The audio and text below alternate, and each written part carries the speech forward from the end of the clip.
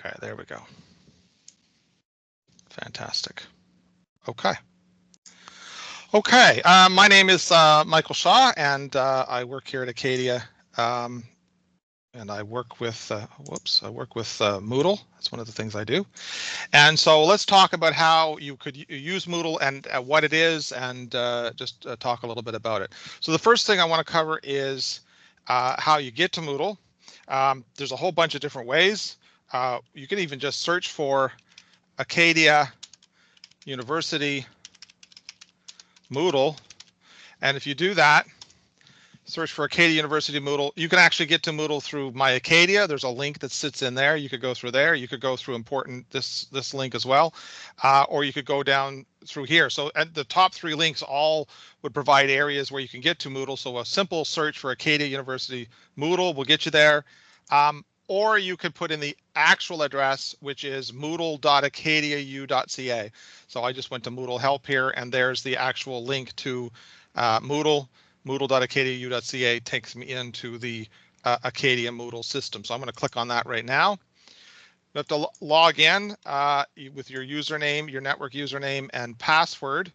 So I'm going to do that as this student. Log in.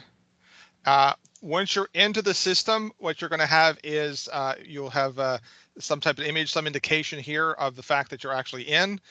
If you want to log out, so I'm in the browser, but I want to come back out, I can go and click on my identification up here. I've got profile settings and other settings, but down here at the bottom is log out. And if I do that, it just takes me back to the main screen. I didn't really want to do that, so I'm going to go right back in again. The top of menu of the system is going to give you your dashboard. So if I click on that, it will let me know about recently accessed courses. So these are courses I've been gone into recently, and you can keep going through the list to see those courses. It'll give you a calendar and let you know what's going on with your courses, and it will let you have a timeline as well. So there's a lot of other things you can see potentially see there. The other thing that's at the top, in addition to the dashboard, is My Courses, which lets you see which courses you are actually in. So when I click on that, it will come up with a list of courses. And this particular student account here has a lot of courses. This is more courses than you will have. So typically what you would have is maybe you might see 10 courses here at most. And there's a whole lot more here for this particular account. It's going to show you the courses that you're currently in or currently are in progress, and we can actually see that right here.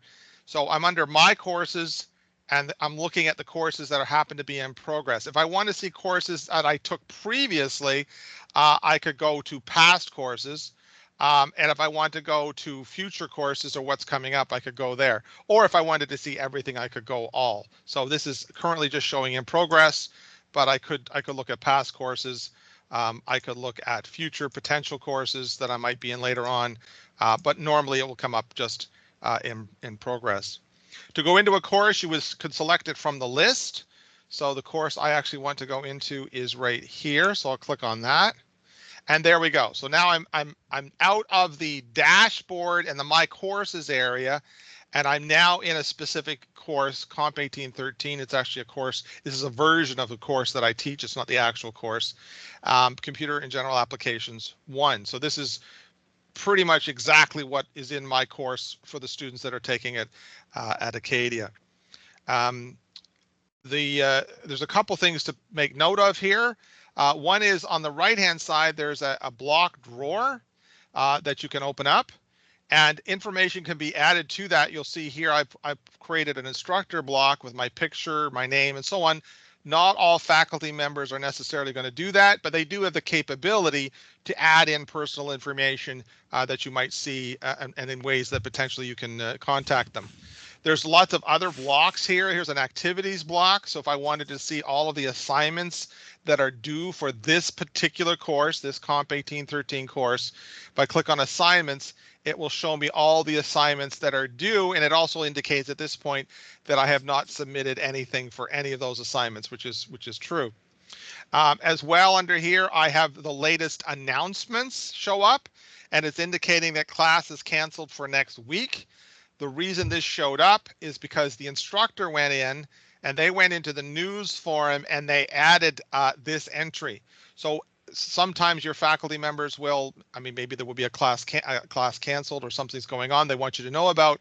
They'll go into the news forum and they'll add that, which is what I did as the instructor. You can't, as a student, put anything in here, but you can read the messages the faculty member would have added. So in this case, it was a message added by the instructor.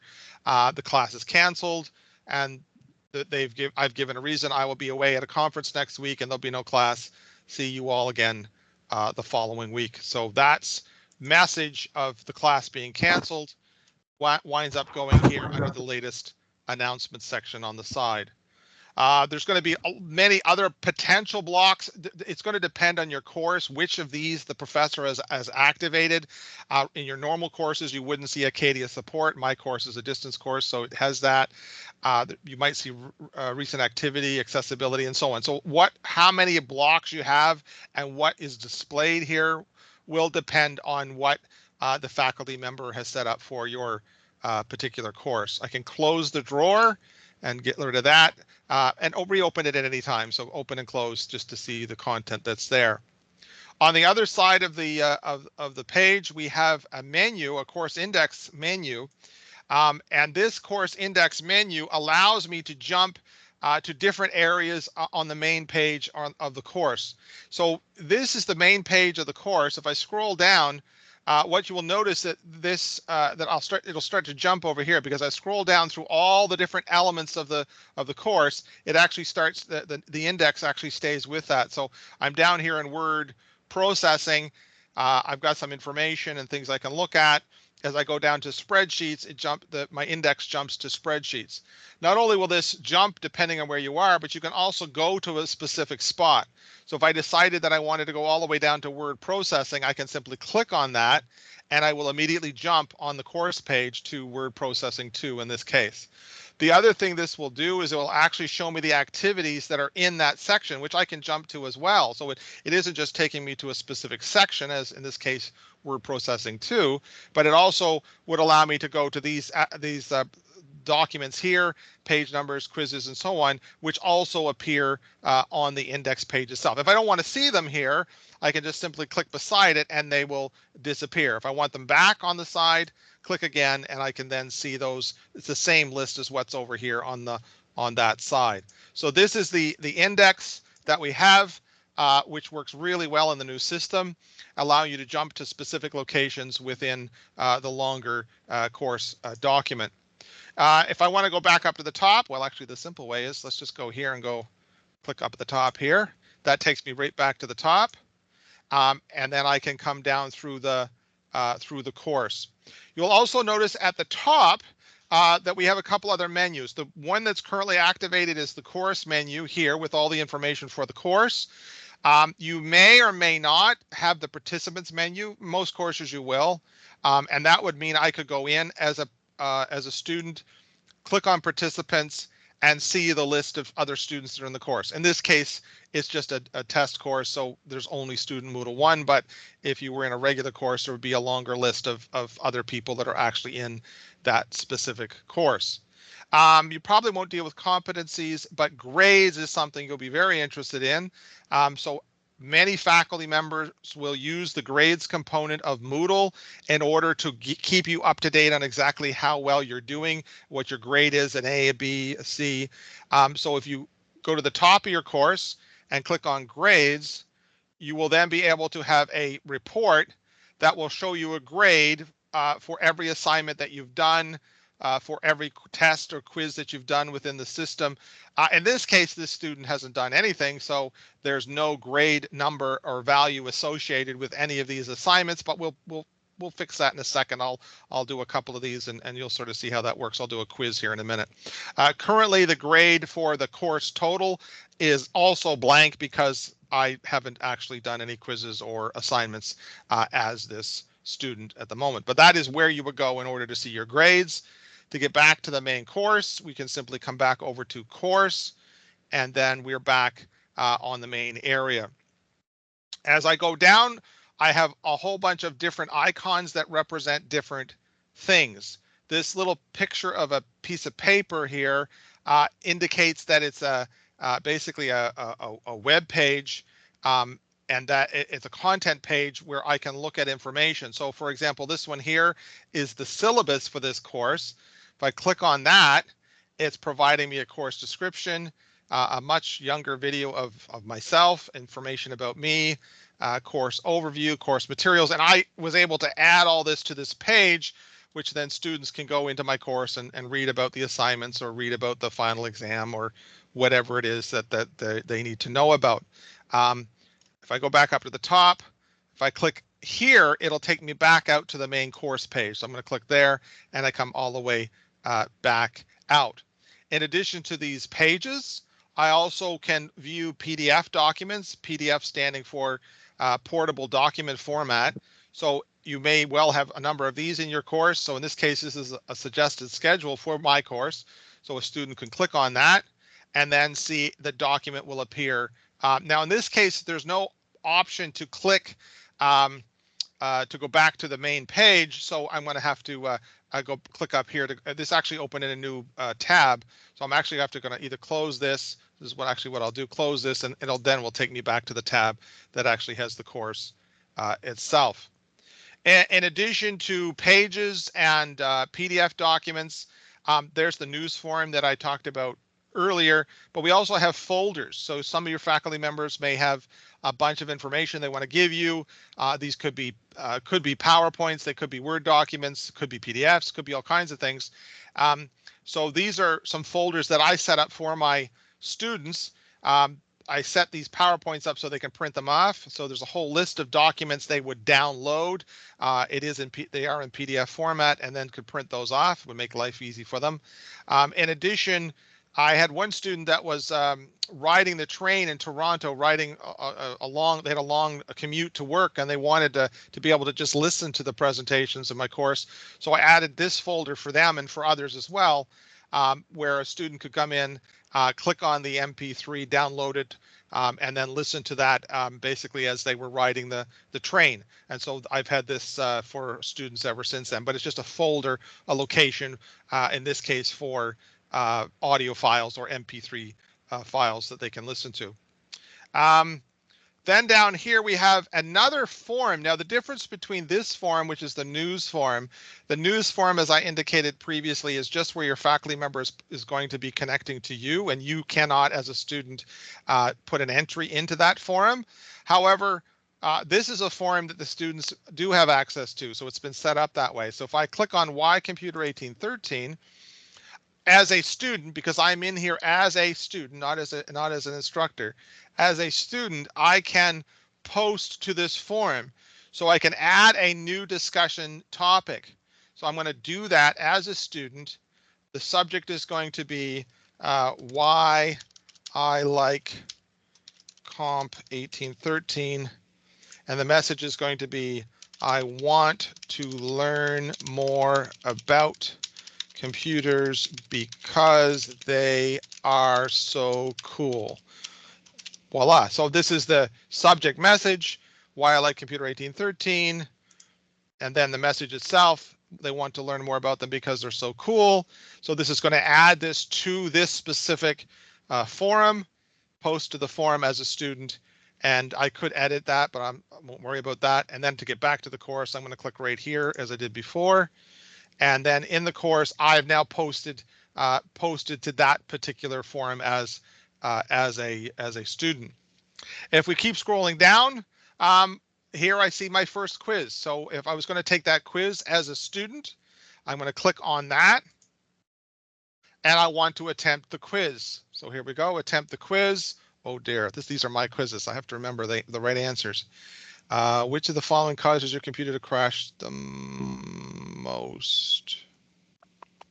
Oh, it's memory management. It's got to be. To select multiple files.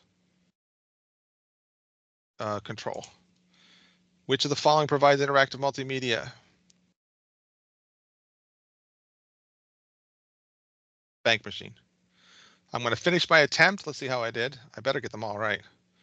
Submit all and finish. Submit all and finish. I got it right. I got it right. Yes, of course. There we go.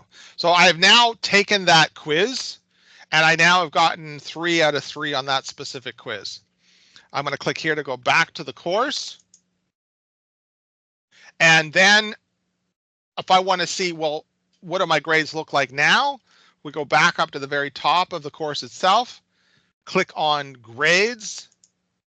And what we'll now see is down under quiz number 1, I now have a mark of 3 out of 3 for that particular quiz. So I got the highest mark possible. If I keep scrolling down, it's not worth a whole lot.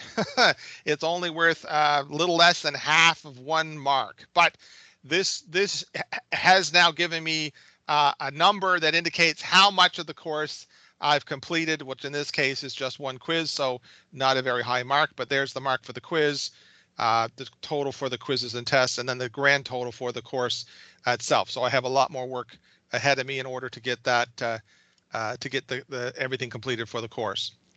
Come back to course itself. In addition to the quiz, if I scroll down again, and again, I don't have to be doing it that way. I mean, there's a lot of scrolling here. And so what you may want to get used to is, okay, I'm just going to use the menu again. So using the menu allows you to jump to a specific place. So this is one way that you could jump down to, say, word processing 1, just allows you to move a little more quickly.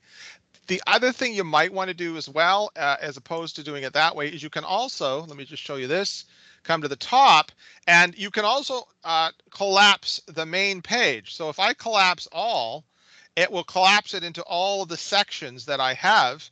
And then I can go here and go specifically to a particular spot. So if I wanted to go directly to word processing, I could just open that up, and the remainder of the sections actually will stay closed. If I want to bring them all, expand all, then they all open up, collapse all, they all shut down. So that expanding and contracting is available on the main page as well as in the index itself. I want to do a web link. Let's see here. I think it's down in word processing. Yes. So here we have a web link, which is indicated by the little globe icon. And what this is going to let, this indicates to me that this is a link or a URL to another site. In this case, it just says styles. So when I click on that, it actually starts a new tab. And in this case, it's taking me to Vimeo in order to watch a video about styles. So if I could actually play that, I won't, but that would actually play there. So I'm jumping out of Moodle, and that's indicated by the globe here that it's a link going to this styles video on the Vimeo site. In addition to jumping out to other locations, there are going to be some resources that are contained within the Moodle itself, not just resources such as these web pages, which are contained within it, or PDF files, but even videos might wind up being contained within your Moodle program as well. So this video is outside of Moodle, but this one here, this assignment 1 word processing example, this symbol lets me know that it's a video contained within Moodle itself. So if I click here, it actually takes me to and starts playing a video that is coming and streaming off of Moodle itself. And I can play that and find out, in this case, find out about that particular assignment. And I basically take, in this case, take the students step by step through what I want them to create. And they just have a video of that so they can see what's necessary. In addition, we have an assignment. So here we have assignment 1, word processing. If we want to submit to that, we'll click on assignment 1. I've got some instructions for the students, but I want to add a submission. I would go add submission. And at this point, I would need to drag into here the document that I've completed. So in this case, it was going to be a word processing document, and I've told them to do specific things. I've told them what I want in that particular document, and then they would have created that and then drag into here. Let's see if I have anything that I could just throw in there. Let's see, what do we got over here? Whoops, don't do that. Come on, can I?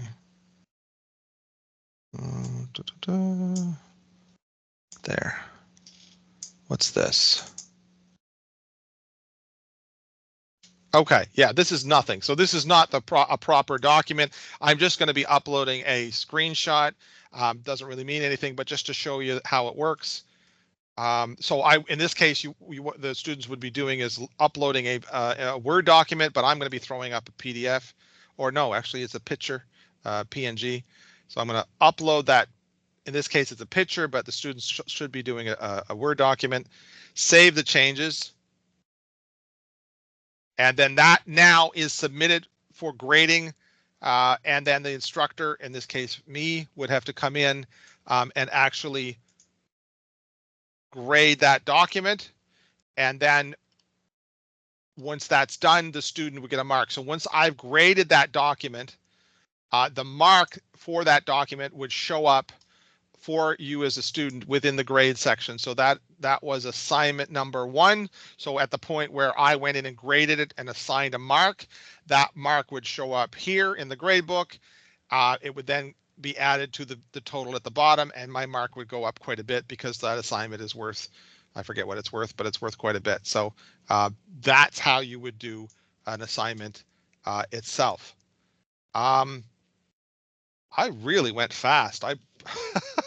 That's all of the sections I actually had. Is there any questions that we have about anything that I've gone over?